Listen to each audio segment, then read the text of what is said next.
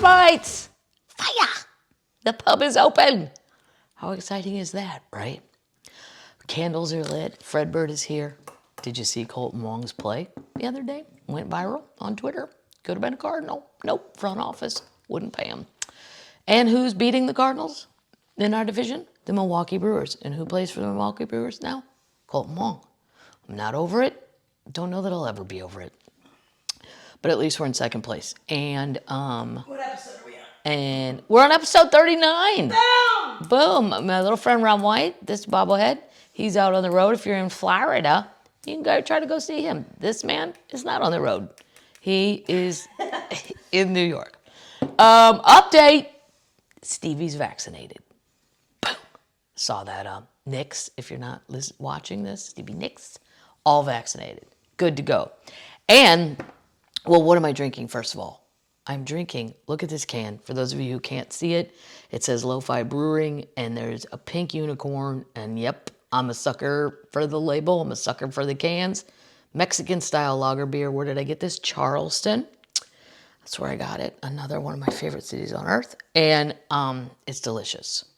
So that's what I'm drinking in this Bud Light glass that I received free as a promotional item. Delicious. I actually think I got these free because I bought pool noodles at Deerberg's. That's a grocery store in Missouri. Good pool noodles. Oh my God. I don't know. I guess I can tell this story about my dad. You can. So my dad, they live in the Ozarks, and there was this lady down the street that also has a Yorkie dog, and my mom and dad have one, and its name is Maggie. I always get it wrong. The other one died. Yeah. What was the first one's name? Lizzie. Right. Lizzie's died, sadly, and they moved on to Maggie. And he walks the dog a lot. And one time he said, we're pulling out of the subdivision, and now I realize this. It's like I don't know. They're kind of on the lake, kind of out of the lake. And there was this lady in the front yard that was kind of overly dressed for anything, really. In the Ozarks. In the Ozarks. And she looked good, I guess. She looked fine. But my dad was joking and saying, she's always out and she's always all dressed up. Like, where do you think she's going? What do you think she's doing? And I'm like, I don't know, Dad. I don't think about it that hard. But she also has a Yorkie. I won't say its name. We're trying to hide identities. And my dad was telling my sister that he was talking to that lady when he was walking the dogs, and she's very friendly and this and that, and she's a realtor. And my sister goes, is her name Leanne? I guess I can say it. And my dad's like, yeah.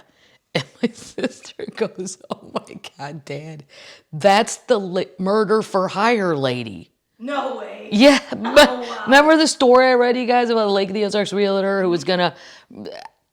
Yes. I'm like, Dad, that can't be your friend. No, you have to. I mean, he was a defense attorney, though. Maybe he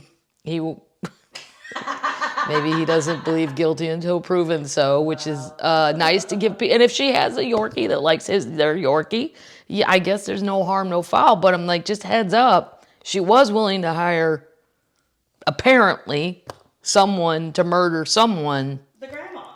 Right, the grandma. Like for $1,500. Yeah, it was a discount price. Grandmas are cheap because they're not hard to kill. I could kill my mom, I think, with one good tackle. Yeah, they're slow. At her age, I could take her down really with just a tennis ball while she's walking. I just roll that tennis ball, boom. That's probably not even a story I should be telling in public, but I can't believe there's only one person so far in the entire Lake of the Ozarks that has been accused of hiring someone to murder someone, and it's my dad's new friend. Right. I'm like, wow. Oh, anyway, so that's what we're drinking. Now, this is just a wonderful find. We're going to talk about what we're eating. Oh, well, no, I'll go back to Dolly in a minute, but because that's actually kind of a funny story. What are we trying here? Look at this bottle of deliciousness.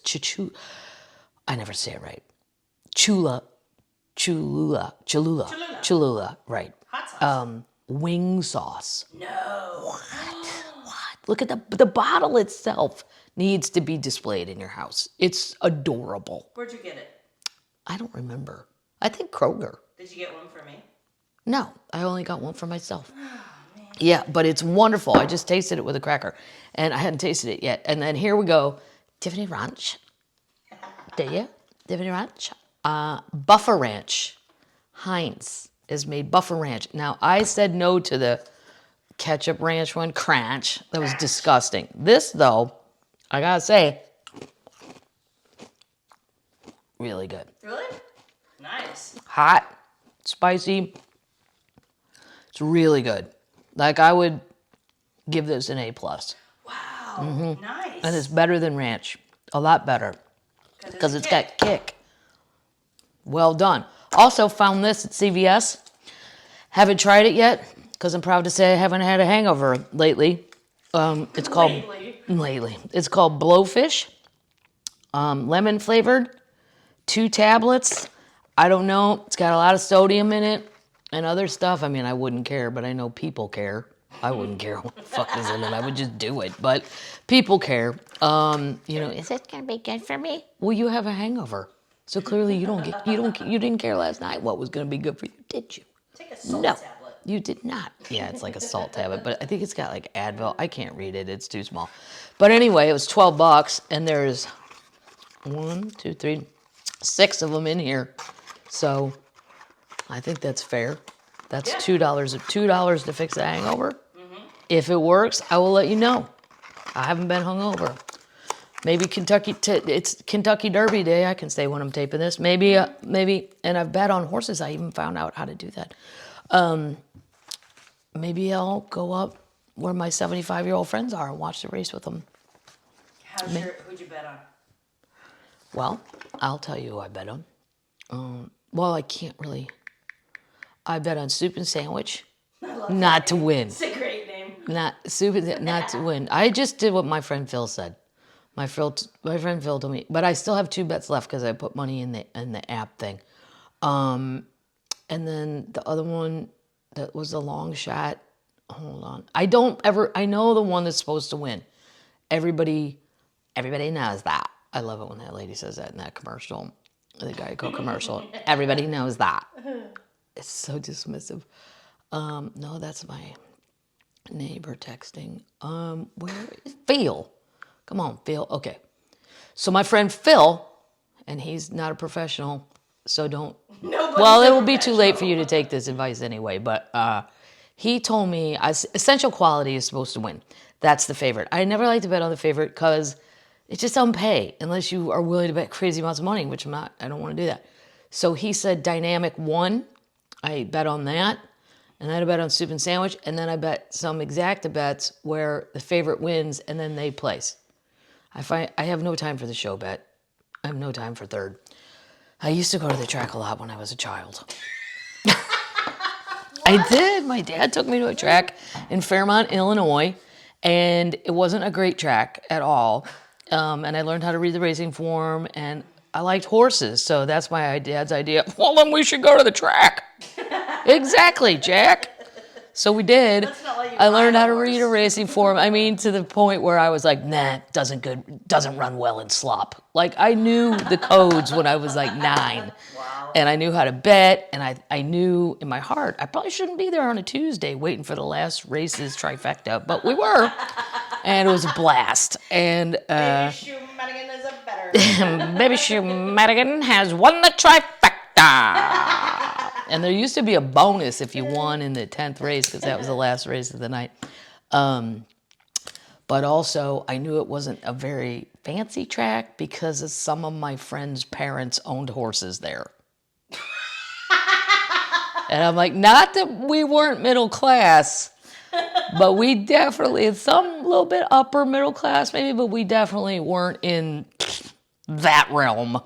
Those horses cost millions of dollars. Right. You could have probably got a horse that would run at Fairmont for $25,000. Like a car. Yeah. Like a Ford Taurus or a horse. Yeah. Yeah. But, they cost a lot to feed, and you got to get a trainer, and you got to do all that. I basically ended up betting on jockeys because I think some stuff was on the fix at that track. And there was one jockey, David, somebody, I don't know, he was guaranteed to win twice a night. So you just looked in the racing form and found out when's he running, and then you go, okay, whatever. So that's the little Kentucky Derby. I've never been. My sister has been. My younger sister's been with her friends, and they were totally like in the infield. Oh my God. But my sister likes hats. I don't really. I don't know. I think it would be fun to go once. I have toured the facility at Churchill Down. You can go on a tour, which was fun. It was cool, actually. And nobody's there, which makes it even kind of cooler. I think it'd be fun, but I'd have to go with people that have been or something. I would feel stupid just showing up. Ron used to go. This man has never gone. This man has gone numerous times. All right. I have a lot for us today. I think we should start with, though, an update. And if you can, go online and look at the flyer for this because it says a lot. Dolly, right here. You can own a piece of Dollywood surplus liquidation auction scheduled for May 8th. So if you have the time and the time off and the wherewithal to get yourself to Sevilla, Tennessee. Wait, she's having a real garage sale? It's a real auction. Oh.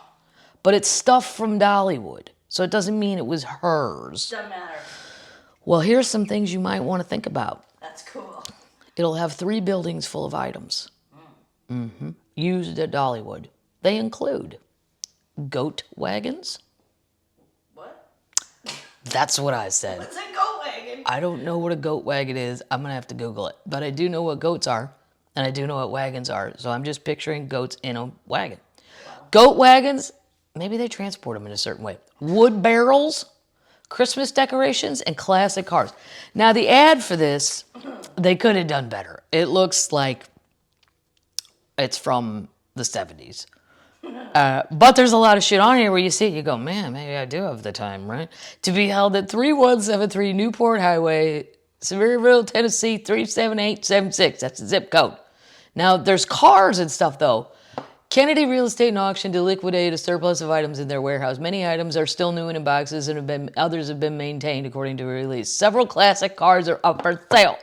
The cars include 3 models of T-Bird from the earliest 1956, a 1929 Ford, a 1946 Ford sedan. Buyers can also go home with a 68 Chevelle or a 76 Corvette. The auction will also have, ready, water fountains, Christmas decorations, I bet the Christmas decorations are out of control.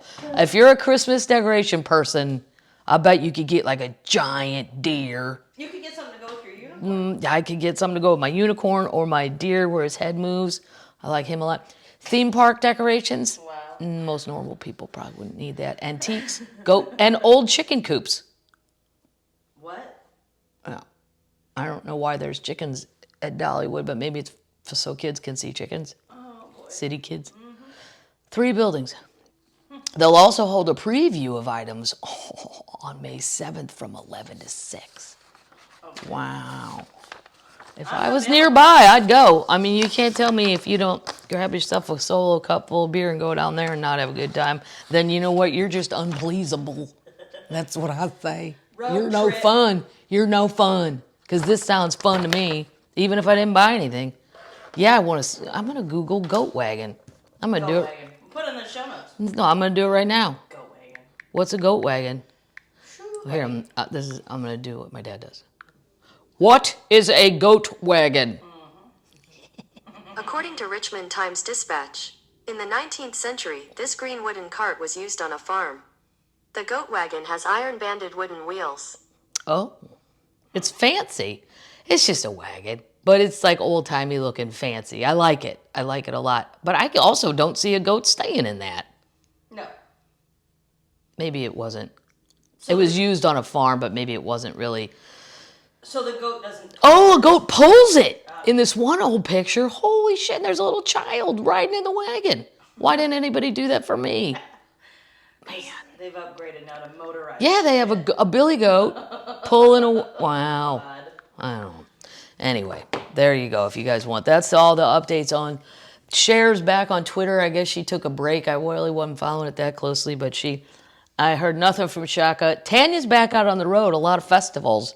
Nice. There's a festival called the Pilgrim something Festival, and Tanya's on it. And then at the very last name on the flyer, Natalie Madigan. And I thought, who's that? Someone you're related to. I don't know, but I Googled her, and she's one of, and don't take this the wrong way if you're listening, Natalie. I call like the Billie Eilish and the Lana Del Reys, I call them the sad angels. Because their music it's nice, but just they don't ever sound very happy. No, they sound wistful, maybe wistful. Yeah. Wistful angels, because sad might be saying I'm just interpreting it wrong. But she's very talented. I subscribed to her YouTube channel. I was number 74. I'm pretty proud of that. Well, let's get that up. Well, we'll promote it. Yeah, why not? She's got to be related somehow. There's only so many Madigans on the earth, and there's a lot of you. No, there's a lot in the west of Ireland, and there's a lot in Michigan, and there's a lot in the northeast-ish kinda, mostly Massachusetts. And I've met the other Kathleen Madigan. I'm sure there's other. Oh, there was one in Detroit too. But I'm sure we're all from the same tribe in Ireland. And what does Madigan mean in Gaelic? Little dog, which I find very complimentary, and a pretty good description of most Madigans I've met. Smallish people. Yeah. Little dogs. Yeah. Hyper, kind of like a dog. Okay. So that's all the business we've attended to there. Update! Boom! Oh, this one's so good. And thank you. A lot of you guys tweet me and stuff, and sometimes I'll tell you I just saw that or I hadn't seen it, but I appreciate it because it makes this job easier for me. In case I were to get busy and miss things, this video, Jerry Falwell invites students to the real Liberty graduation at his home. What? Meaning at his farm. Where do you see the video? I'm going to say, of course I don't know. I can't be held liable for saying what I think I conclude from the video. That I think Papa Jerry got himself into a little of that black water, a.k.a. Merlot again. Merlot! The way he says Liberty, it doesn't come out right. You go watch the video. You decide for yourself. 2 weeks after Liberty University sued him and banned employees from talking to him, the former Liberty president, Jerry Falwell Jr., unexpectedly showed up at a student event Thursday night, hopped on stage, and invited the students to a graduation party at his home that he billed the, quote, real Liberty graduation. I mean, okay, wow. First of all, somebody said this was a stand-up comedy thing. First of all, it's outside. There's a thing on the side of a house with a cross on it, and then I don't know, and they had a makeshift stage. First of all, Jerry, if you're not hammered, don't show up at the children's events. Right. This is for the kids. This is for the students. It's not for you. Second of all, you took that mic away from somebody who probably really wanted to do open mic night. Third, I can't think of anything worse of trying to do comedy, at an all super Christian, not just normal Christian, super duper Christian, and we're outside. There's just, okay. No, so this is what he said, and you got to see the video. I want to invite all the seniors to my farm on May 8th. And then you hear a girl in the video go, oh, we're totally going. She was so excited, like, holy shit, he's here. And he just told us we could go. We're going to have the real Liberty graduation. Falwell told students, standing on a small stage erected outside an off-campus student house, according to the video reviewed by Political. If you're not a senior, but you date one, you can come too. Oh, no. Yeah, this is when the next morning he wakes up and his wife, Becky, who's also been in a lot of trouble, she goes, no, you got shit-faced, invited them all to our farm. Now, I'm not saying I know he was drunk. I'm just saying. The appearance seemed an act of defiance from Falwell at the time, when the university has taken an increasingly tough stance on him. His 13-year tenure at Liberty as Liberty president, during which time the evangelical school grew to more than 100,000 students in person and online, ended after a series of scandals involving him and his wife's Becky's personal behavior. They included Becky's affair with a former pool attendant in which Falwell allegedly participated. He's denied any participation. In addition, a former student said Becky initiated a sex act with him.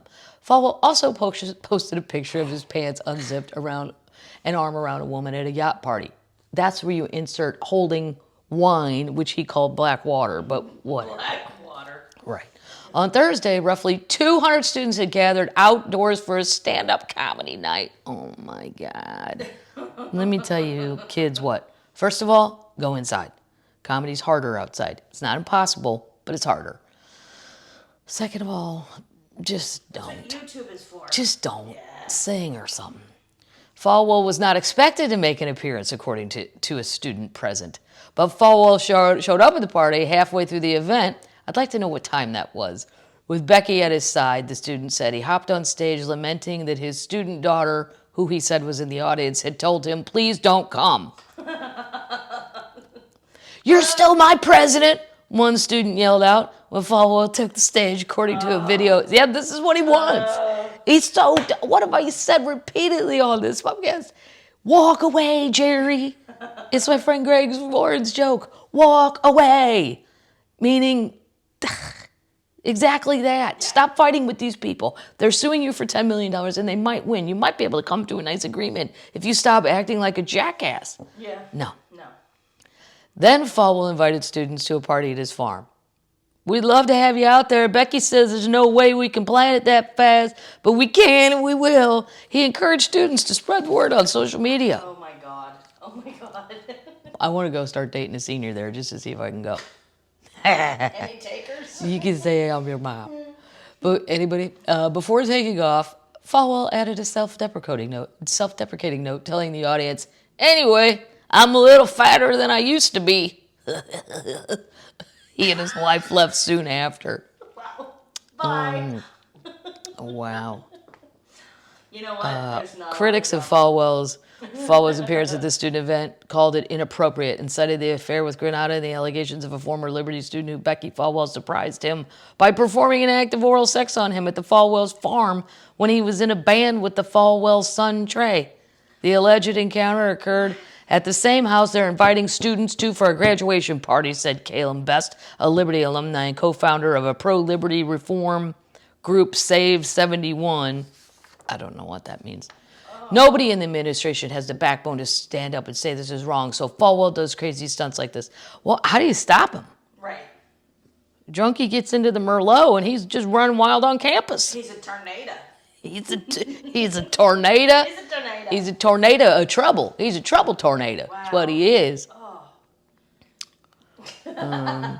The students all want to get their picture with me. They thank me for it, Falwell said. Well, those children, those kids need to draw a line in the sand for themselves. Mm-hmm. You know? You gonna go with the fun ride here, Jerry? Here's why I'd go to the farm. I know there's wine there somewhere. If not, I'd bring my own. But He's an original carny. He figured out the online stuff, and they do owe him a debt of gratitude for that, I think, because he did expand the, not the population, what do you call it, the registration to billions of people, and they all pay, and so he did make them a lot of money. So that's why you just sit down and go, look, I made you guys a lot of money. Come on, don't be mean, and figure it out from there. Look, and he just won't say, that's the thing within the Christian community, these kind of schools and stuff, nobody accepts an apology quicker than that world. So if you come out and say, I sinned, I've repented, I've reformed, boom, you're back in. Right. That's all, but he won't do it. Nope. So stupid. Maybe he doesn't think there's anything wrong with what he did, but clearly, I mean, if you're... He's got his ear to Jesus. Well, speaking of an ear to Jesus, I read that Tim Tebow, I wasn't even going to talk about this, but I can't get over that guy. And he's a super duper, super, super, super Christian. Like, beyond your normal Christian. And he tried, for those of you who don't know, he was very good in college football. Then he tried to be a professional quarterback. It didn't work out. So then he went to baseball, or he was also simultaneously trying to... The Mets, yeah. They let him be on the AAA teams because he sells tickets. I get it. I'd let him go out there too. Although I think it's mean because I think there's a real person that's really been playing baseball their whole life and they want that spot. And now we got the circus clown out there because he sells tickets. But then again, those people are in business. They need to sell tickets. He can sell tickets. He's 33 years old. And now I read that he's trying out for the Jacksonville Jaguars because their new coach was his coach in Florida. And he's trying out as a tight end. He's 33. You know what? Here's how I feel about Tim. I think Jesus has his prayers marked as spam. Jesus answered your prayer. The answer is no. You can't just say that I'm not going to accept that. If you believe in Jesus, like I, as a Catholic, prefer to pray to the saints that are in charge of specific things because I feel that they're not as overwhelmed. They probably have more time to attend to my things.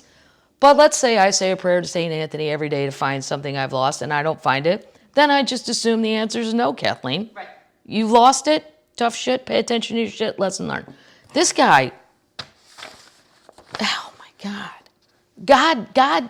It's the guy who closes the door, opens a window. He's closing the sports store. Right. You get to be an announcer. That's a great thing. That's a great gig. And that's not enough. Now he's down in Florida. New phone, who dis? Yeah, new phone, who dis? That's exactly what God has changed his number on Tebow 50,000 times. Then you know what? Maybe they give him a tight end spot because he sells tickets. He'll sell tickets even as a tight end. But do you want a 33-year-old brand new? No. No. Here's another update. Wow, that's crazy. That's a lot of venting on that. You know, I told you about the lady that got swallowed whole by a python. Yeah. And I couldn't even read any more than that because I don't think there's anything more terrifying Than being eaten by a than snake. being eaten by a snake. I mean, not drowning. There might be things that are more painful. I don't know, but terrifying knowing I'm going into a snake. Yeah. She's in Indonesia and she was checking on her cornfields. So every time you guys, myself included, go on an app on your TV and it doesn't work and you're like, God damn it! Just be happy you're not checking on a cornfield in Indonesia. Life could be much worse. Okay. And the real reason was, the woman's name was Watiba. She lived on Muna Island off the coast of Sulawesi. I'm sure I said that wrong. She left her home Thursday night. So she's going out at night. And she already was about a mile from her house. This is just more details on this. Pythons are common in the area, but it was actually the wild boars that Wah had been worried about initially because they'd been destroying her crops. So you got enough problems. You got wild boars out here destroying her only way of making a living. When Wah didn't return, this is how this went down.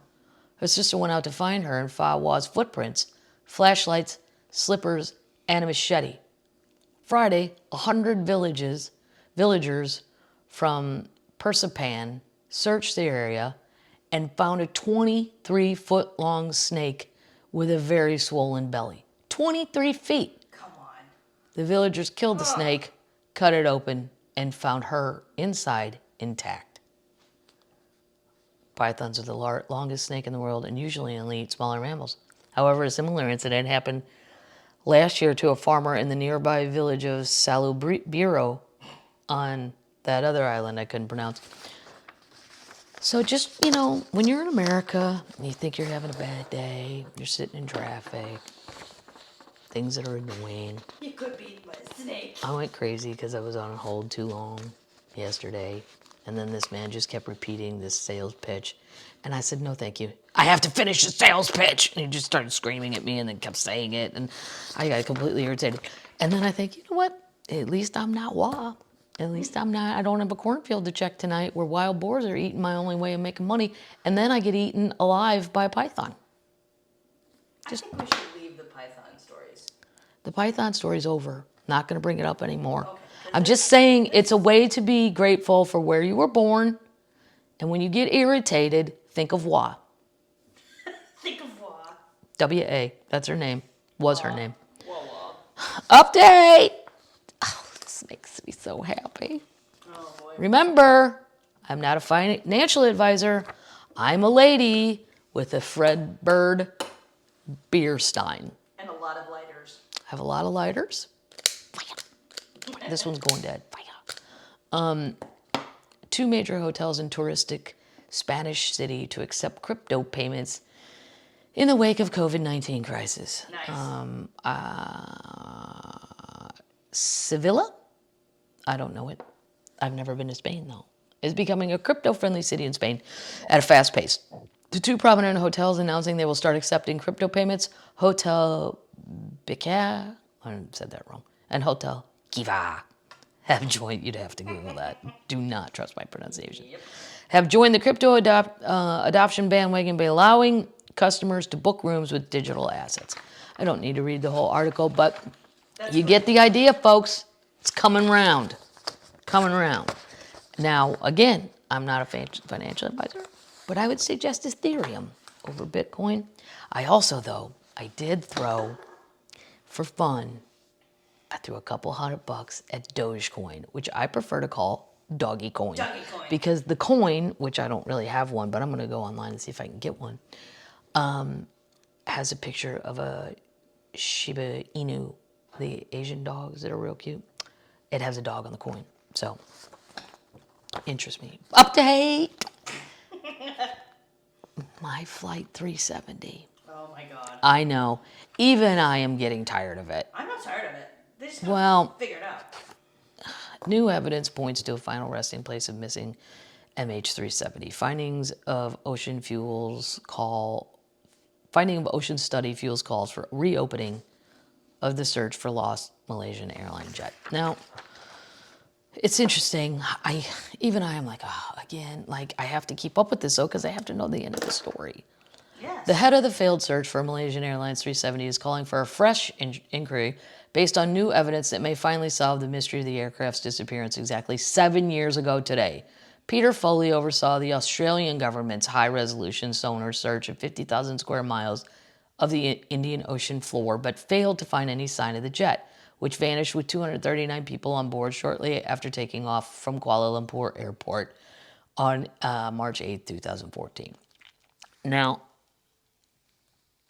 the Australians, I thought it was very nice that they just offered up ships and people and equipment. Support. Because, it's not really their issue. It's not their goddamn plane.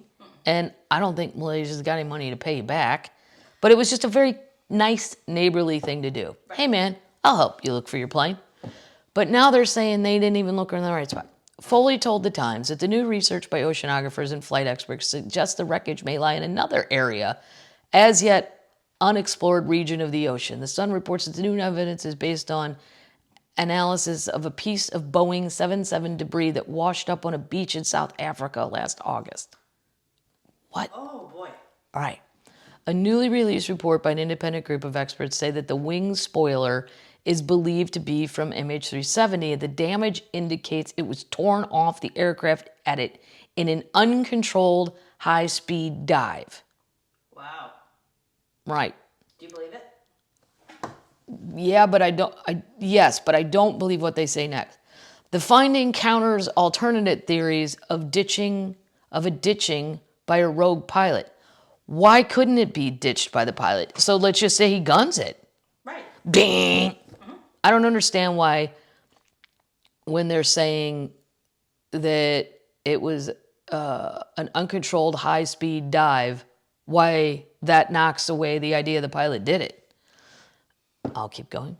Okay. And an ocean drift analysis in a review of revised flight paths suggests the plane probably went down 1,200 miles west of Cape Leeuwin, Western Australia, in an area notorious for its deep ocean floors, canyons, and underwater mountains, The Times adds.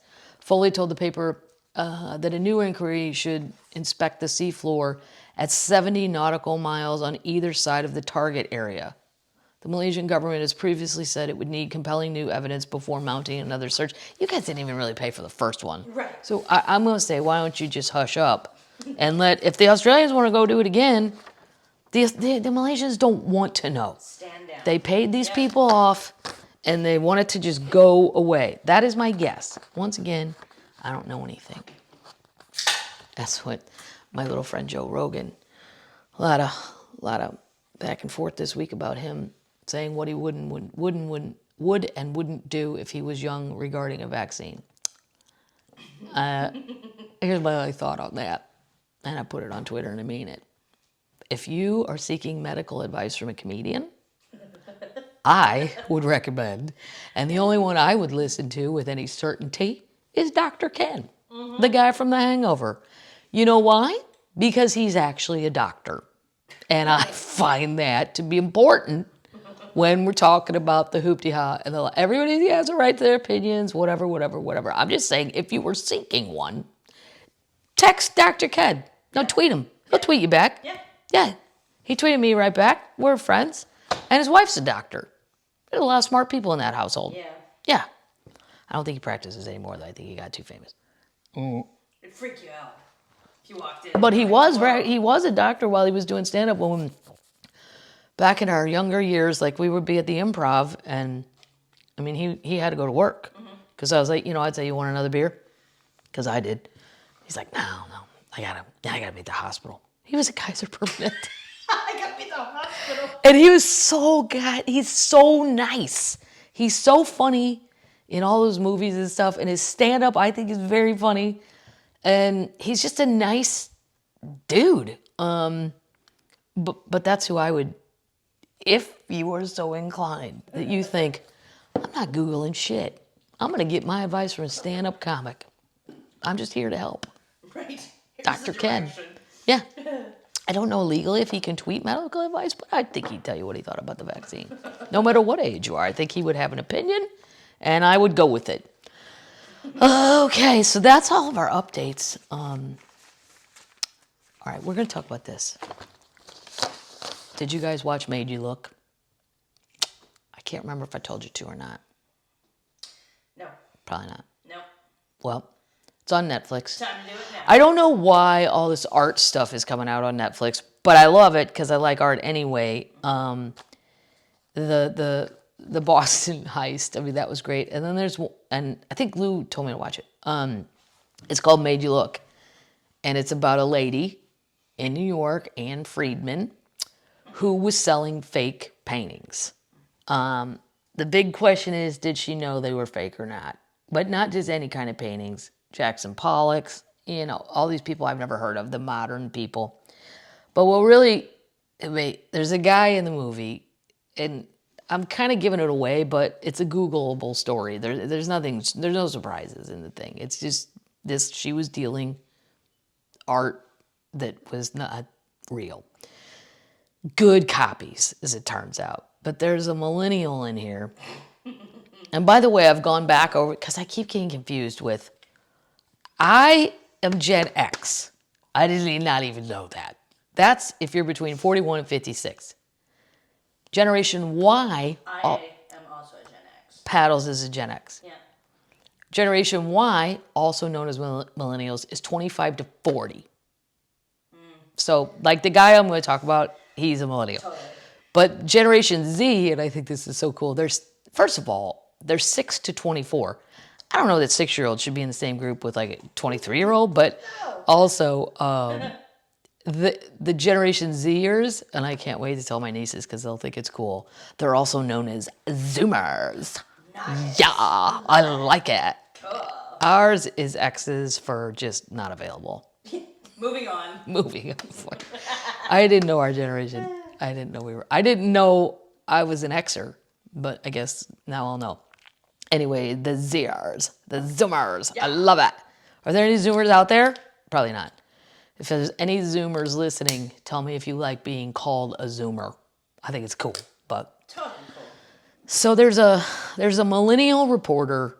I mean, he looks to be less than 40 and older than 25. I didn't Google his actual age, but that's what I'm guessing. And his name is M.H. Miller, and he's a New York Times reporter. And he is he's my embodiment of what I think of a lot of the millennials, which is why I tend to like them, even though I tend to make fun of them sometimes. He's got on like a sloppy sweater, and he knew he had to put on a sweater. You could tell somebody said, "You're going to be on TV, dude."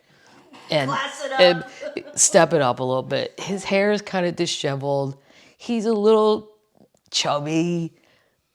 his pants, he's seated, but you can see that his shirt is hanging out underneath that sweater and the collar's kind of not right. And he has strange little glasses on, not in an affected way. Right. Just like I got these glasses and they were on sale at Lens Crafters and They work. this is where, yeah, they work. This is where I like them though, because they're so blunt. And speaking about Ann Friedman, he said, either she was complicit or she was one of the stupidest people to ever have worked at an art gallery. And he said it with a straight face, and he's right. I'm like, exactly. Because people are buying this stuff from you because they think you're the expert. Yeah. And here's why I know, I believe, there's really no history on Ann Friedman either. She worked at this, what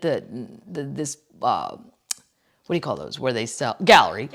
And the guy, Armin Hammer of the I think the baking soda guys. I didn't look it up. Armin Hammer, whatever. He owned the gallery. I mean, he's bazillion riches anyway, but she worked there for years. But I mean, if you go Google her, there's not a lot there. And some lady walks in from Long Island, Galfaria Rosales.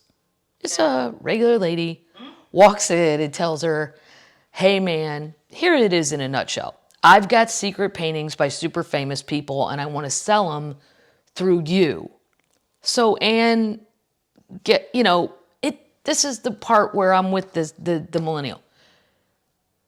It would be one thing if a lady came in off the street and not part of that world and said, holy shit, I found a Pollock in my grandma's basement. Yep. Totally possible. Or, holy shit, found a warehouse where there was 7 of them, Pollocks, in a box that somebody had, because people did tend to buy in bulk, they claimed back then when they were cheap. But to say you have one by like 60 different artists that were at that level, I don't even remember their names because I never heard of these people and I don't really like their paintings. The one they thought was really cool. So you're supposed to ask, I never heard of this word. Learning something termites, we're all gonna learn something. Some of you may be smarter and already know this word. What is the provenance of the painting? What? Do you know what provenance means? No. Neither did I. No. No. I know it. I don't believe I've ever been in a gallery in my life. No. Do you count Michael's? I mean, I've been to museums, but not galleries, because I always feel like I don't want to go in there. They're going to ask me something. Yeah. Well, they're going to look at me weird, like, well, what the fuck are you doing here? Because I'm not of that world. They make it like the ones in New York, where you see them on the fancy streets. It's snobby. Well, I would never, it's like walking into a house of couture. Yeah, me and my mom walked into one accidentally in Paris, and our comment was, boy, they don't have any clothes here. This place sucks. There's 4 shirts. That's all they had was like 2 dresses and one skirt. We didn't even know that, they make the clothes for you. We had no idea. My mom, I think TJ Maxx is a lot better. Me too, Mom. God. So this lady, the provenance of a painting is the history of the painting. And they could just say the history. But why? We're in art. We need to step it up one level snobbier. Wow. They call it the provenance. And you're supposed to have a history of how did it, here it got to me in 2021, let's say, and you claim it's a Jackson Pollock from 1951. I need to know the history of where this has been, if possible, and how do we associate it with the artist for real? Mm-hmm. Well, most paintings have that, at least a version of one. The ones she was getting, these stories, they didn't jive, they didn't hook up right, but she kind of overlooked that because she really wanted it to be a Pollock so she could sell it and be a famous dealer and be in the game. Mm-hmm. And everything about this woman on this show, when you watch it, everything about her I find unlikable. Yeah. And I really like the millennial reporter because he just says it flat out. I think millennials don't really care either, in a way that my people should have had a little bit more of that. They maybe sometimes could reel theirs in just a little. But I'd prefer that. So she does take these paintings around, and some people say, yeah, it looks like a Pollock to me. There's one guy who's judging these things, And he, one of his quotes that I was like, dude, you don't know shit about poverty. He goes, my experience is that rich people care more about money, even more than poor people. Yeah, because we don't have it. Right. I mean, fine now, but I mean, I know what it's like to not have rent and go, shit, what am I going to do? It's not that poor people don't care about money. They don't have it to care about it. Right. What a dumb statement. But anyway, so also these paintings that were showing up by this lady from Queens, she never checked her out. Never did any research into her. That's irresponsible. Right. Like, what the fuck? It turns out her boyfriend, that nobody even knew about, this Spanish guy, he'd already been in trouble for forging, selling forgeries. And if anybody would have just done a little bit of due diligence on her, but the lady at the gallery wants it all to be true. So then she can be fancy. That's my opinion. She says she believed they were real. Like my millennial says, then you're the stupidest person to ever work in a gallery, because I don't even work in a gallery. And I'd be like, where are you from? Right. Where? Long Island? Can I come over to your house? You gotta, come on. The other thing is, all these famous artists have catalogs that are already established.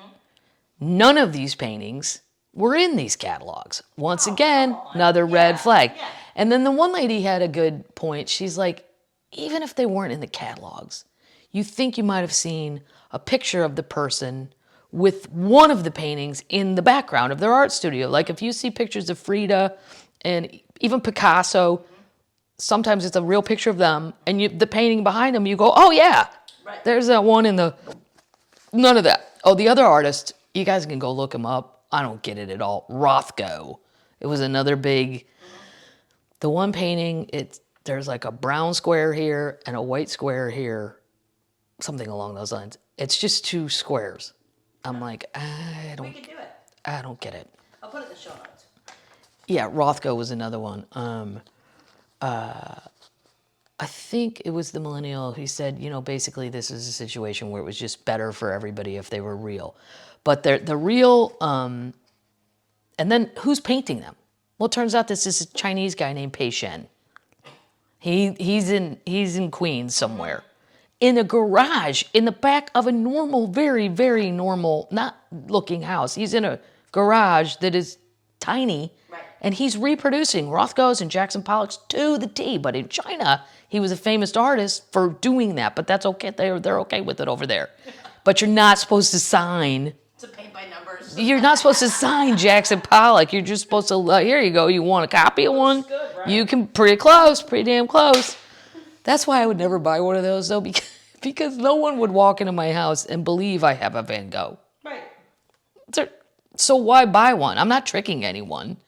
I would only do that if I was super duper rich, and there might be a chance I bought it. Right. And then you'd be like, yeah, how about that for a party favor, huh? Boom, check out that. I have a Degas.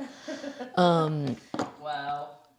But these one people, they paid $8 million for this Rothko thing, and it was total fake. So this Chinese guy is giving them to Jose, the boyfriend, and then the girlfriend, Rosales, is taking him into town. Got it. It's all going on out in Queens and all this shit. Where there's space. And I don't. But then the bad thing was, Pei Shen goes to some big fancy art gallery show just as a customer, and he sees one of the ones he's painted as the real artist. What? And so he doesn't call the cops.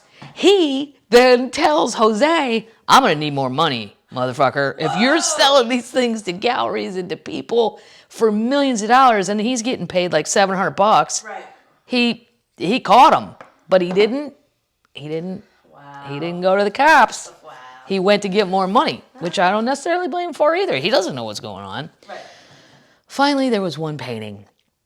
One man was smart enough. He was going to buy a painting from this lady. And he said, well, I want IFAR to look at it. Never heard of IFAR in my life. It's like the investigative scientific, which is the only thing I would believe, is they put stuff under microphones. They look at the paints, and they can tell you if this is real to this era or not. And the IFAR report said about this guy was going to pay he paid $2 million, but he said if IFAR doesn't clear it, I get my money back. So they didn't clear it. And they're like, no. Now that should have raised a red flag on everything that lady was selling, but she just hid that. And she gave him his money back and then tried to sell it again. She knew that IFAR said, no. Nay, nay, as John Pinette would say, nay, nay. So in the end, and I won't blow it for you guys, but they do get busted, and I'll leave what happened to them as a little mystery in case you don't want it to be blown apart. But I will let you know that Pei Shen is living safely in China. He ran away before he was indicted. Well, he's smart, and you know what? Pei Shen didn't really. I don't know. I don't think he did anything. He shouldn't have signed it. He should have just kept painting the copies and then made. He should have told the police. Well, he should have gone to the cops. Yeah, but he's a Chinese national. He doesn't know what's going on, really. I don't know. Yes, I feel like he does know what's well, going he on. was That's very why fit. He went to China.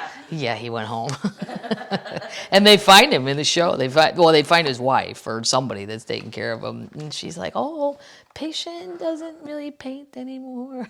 Just fun." Who are you? But this lady, I won't even tell you what happened. You got to go watch it to see what happens to her, what happens to Jose, the boyfriend, and what happens to Galfira Rosales, the lady selling them, who took the biggest fall, but it wasn't that hard of a fall. And we'll talk about it next week. Yeah, we'll talk about it next week. Boom. Good one. I was very excited to talk about that. Okay, we're out of updates. We're into news. Would you do this? Jeff Bezos, I don't know why I don't like him. Sometimes you just don't like a person with no information. Yeah, but he also I don't think he pays enough taxes. No, But I like Amazon. He didn't take care of his employees. He does not take care of his employees, and they're not treated well. And here's a little tipster from Fire.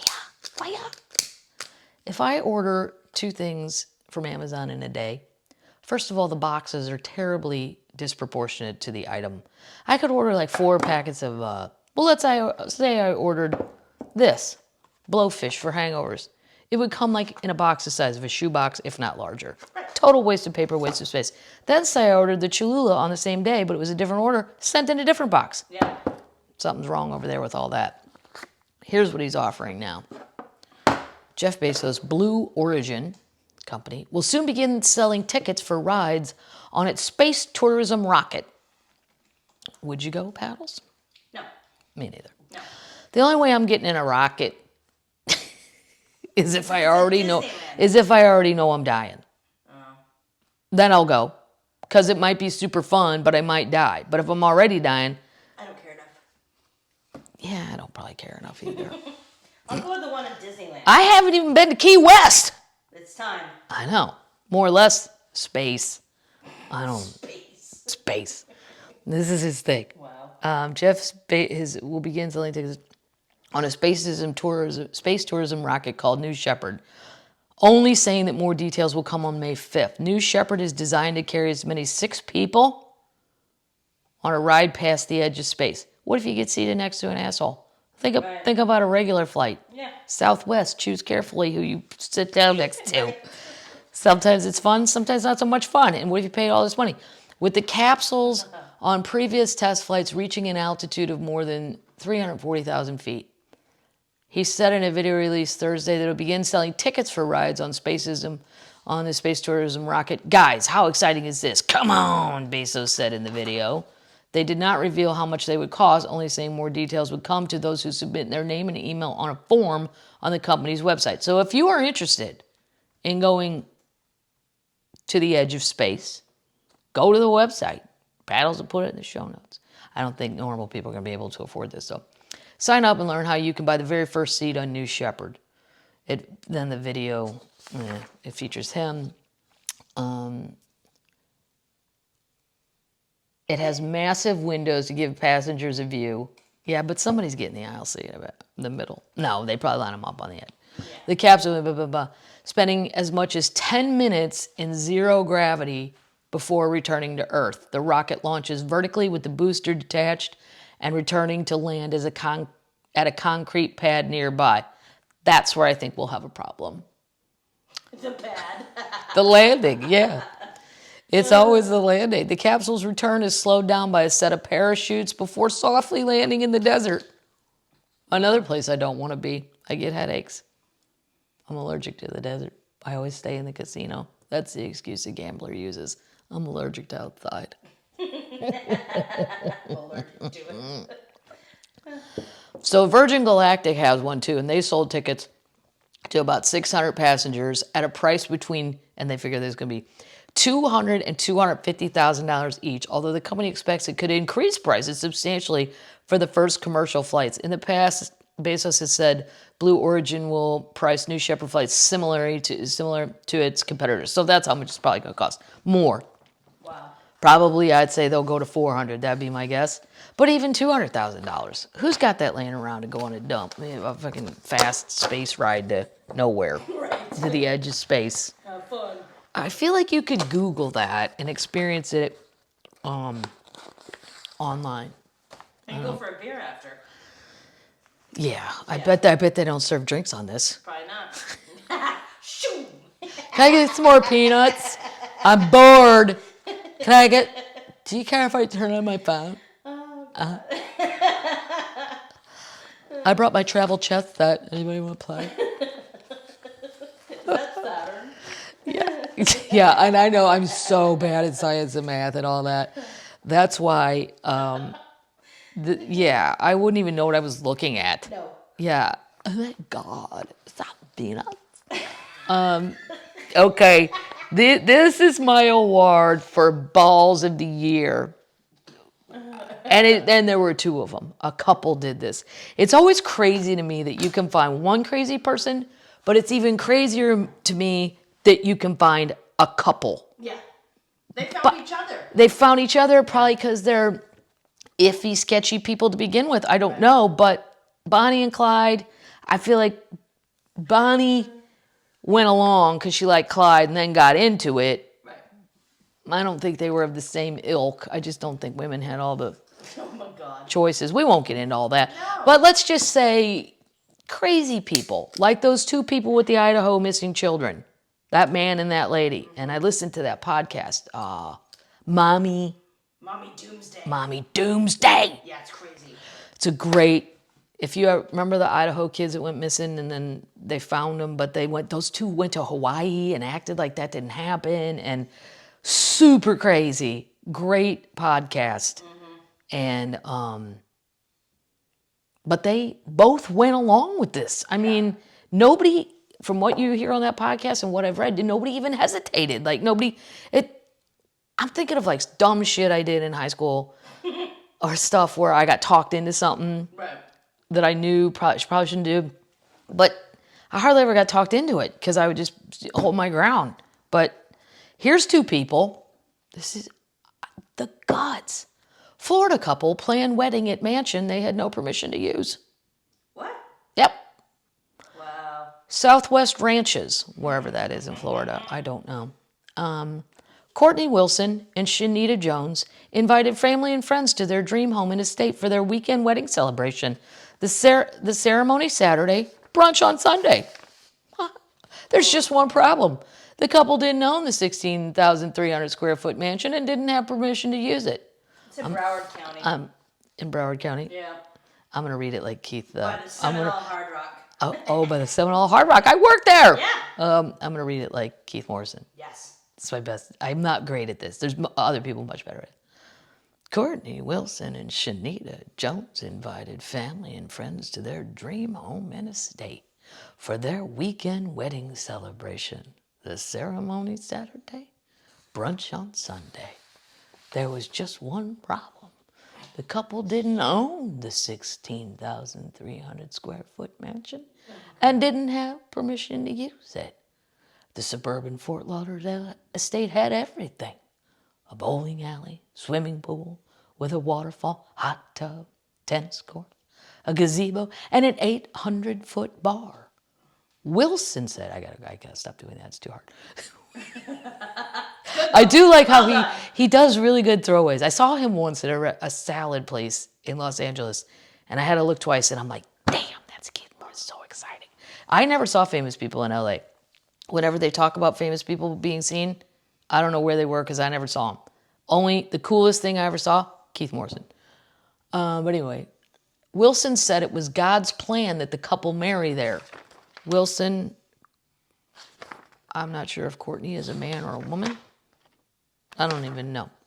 Doesn't matter. One of them said it was God's plan that the couple marry there. But despite what the invitation said, the actual owner, Nathan Finkel, who I found out is part of the IHOP family. Oh, shit. Wow. Why couldn't you just give him free pancakes? That's a big house. No shit, right? It's probably one of his smallest ones. Despite what the invitation said, the actual owner, Nathan Finkel, never gave them permission to hold the festivities there. He was stunned when Wilson showed up Saturday morning to set up, and he called the police.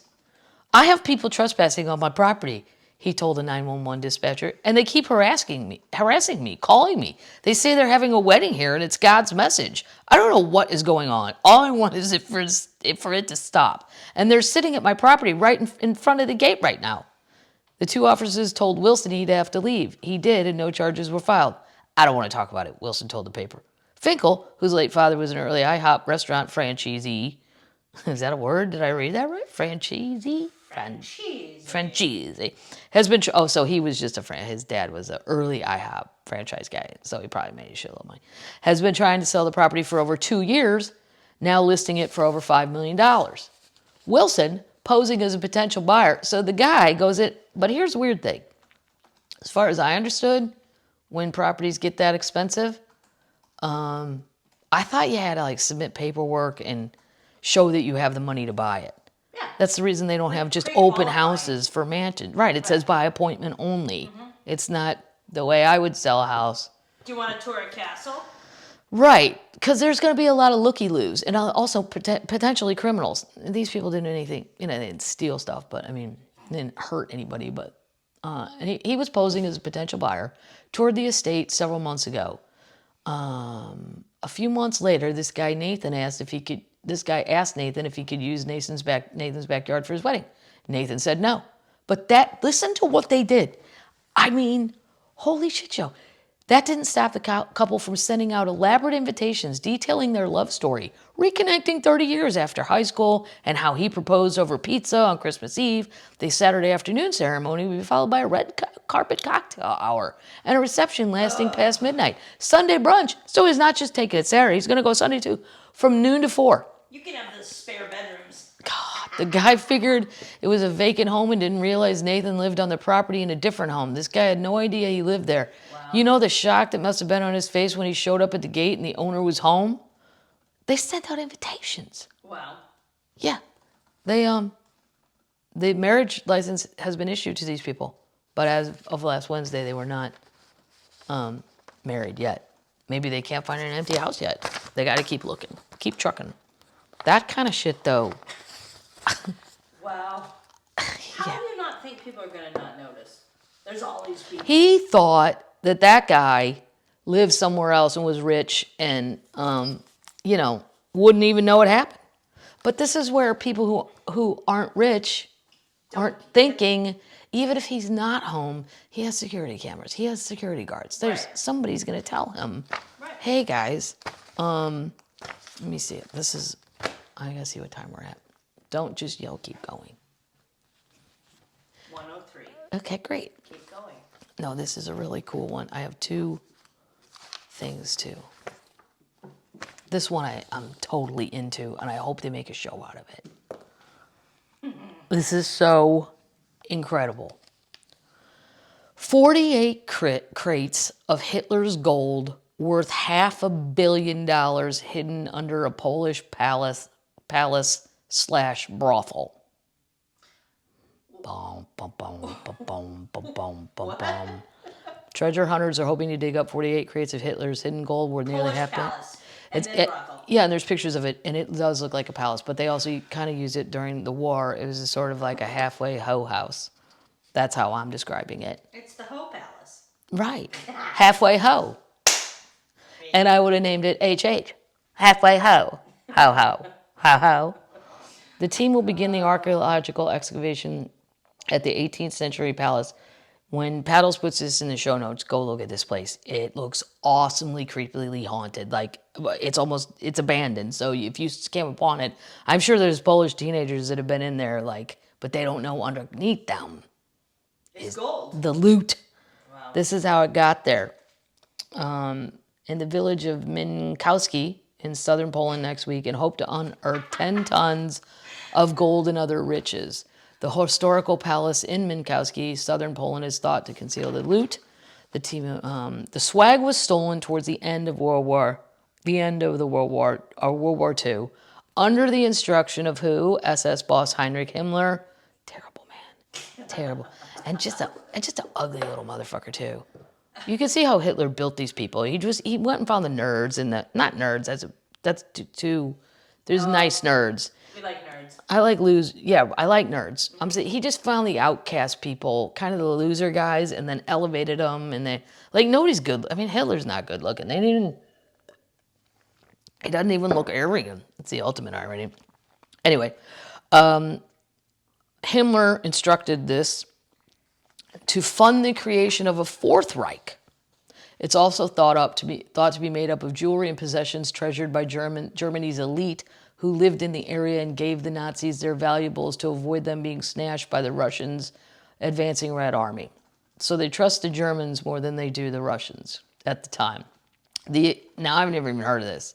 The elusive gold of Breslau, which disappeared from police headquarters in the Polish city of Wrocław, is believed to be amongst the hidden loot. The treasure hunters from the non-profit Silesian Bridge Foundation determined the location after scouring through secret documents, an SS officer's diary, and a map they received from the offspring of the operatives who frequented a discreet lodge dating back over 1,000 years. So that's what they're calling this palace, a discreet lodge.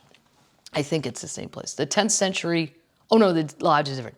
The 10th century Quedlinburg Lodge was created during the rule of the first German king Henry the Fowler, like Ricky Fowler? I doubt it. Wow. Who was fascinating to Himmler, whom he believed that he was the reincarnation of King Henry the Fowler. Wow, the egos on these guys. Quedlinburg members were awarded high-ranking positions in many Nazi institutions after the two formed an alliance in the Third Reich. One diary entry claimed the loot was hidden in a trough dug in the orangery of the palace. What is an orangery? Please Google, Paddles. Orangery? Orangery. Is it a place you store oranges? Is it that simple? Stand by. The diaries were handed over by the descendants. We know that because they're... Oh, yeah. An orangery was a room or dedicated building on the grounds of fashionable residences where orange and other fruit trees were protected in the winter. Oh, they were protected in the winter. The orange and fruit trees, I get it. And the rich people put their trees away for the winter. Basically looks like a glassed-in porch. A glassed-in porch. Okay, so it's underneath there. The records were handed over by descendants as the return of the World Heritage is seen as a milestone on the long path of reconciliation. The uncovered diary, believed to have been written by high-ranking SS officer under the alias Michaelis, seems to be the key to the buried booty. A pencil-written entry from March 12, 1945, discussing the stash at the palace in Minkowski reads, "A trough has been dug in the orangery, which is a safe home for the delivered chests and containers." He continued, 48 chests from the rice bank in good condition were hidden, very well covered with earth and greened with still living plants. Let Providence watch over us. The revealing memoir has proved to be quite the treasure map after it earlier revealed the location of another palace in the region last year where 28 tons of value were believed to be buried at the bottom of the well. So they have two choices. They can go to the bottom of the well or do this. The team has opted to excavate the Minkowski mansion as the stash is easier to access.